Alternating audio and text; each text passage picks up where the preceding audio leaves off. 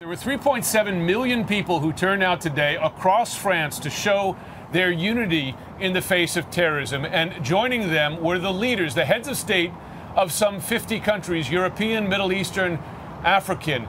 Missing, however, and I heard this from many French participants in the rally, French commentators and others, was the American head of state or vice president or secretary of state.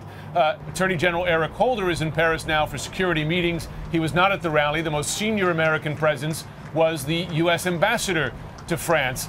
We're joined now by our panel to discuss this and the importance of this. CNN political commentator Buck Sexton. He's also a former counterterrorism analyst for the CIA. Shadi Hamid, he's fellow at the Brookings Institution's Center for Middle East Policy. And joining me here in Paris again, Boston College professor of political science, Jonathan Lawrence. Jonathan, perhaps I could begin with you. That was a visible and a noticeable presence. You know this country well. Was that a mistake for the Obama administration?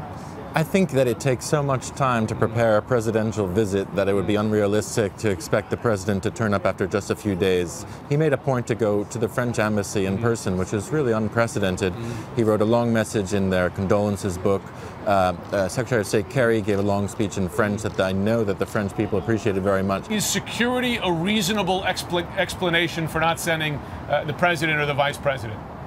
I'm not sure it's reasonable in this instance. It's the only explanation, though, that I can think of. And so I guess in that sense, we have to accept it. Maybe security and logistics, as was mentioned before. But given, I think, the gravity of the situation, the fact you have so many other world leaders, as we just saw there, who showed up, and the importance of this event, I think the president, quite honestly, should have been there. I'm waiting for them to give a justification or some kind of a rationale as to why they couldn't have the president or somebody of a senior level show up. I think that's the important distinction here. Okay, the president can't go, the Secretary of State can't show up, the vice president can't show up. What would it take to get them there? I mean, this is, I think, an instance where the administration has dropped the ball. And when it comes to foreign relations, particularly foreign relations that deal with our allies, this administration has had problems. And I think this is another instance where that's come up. And I think that they'll look back on this and recognize that it was a mistake.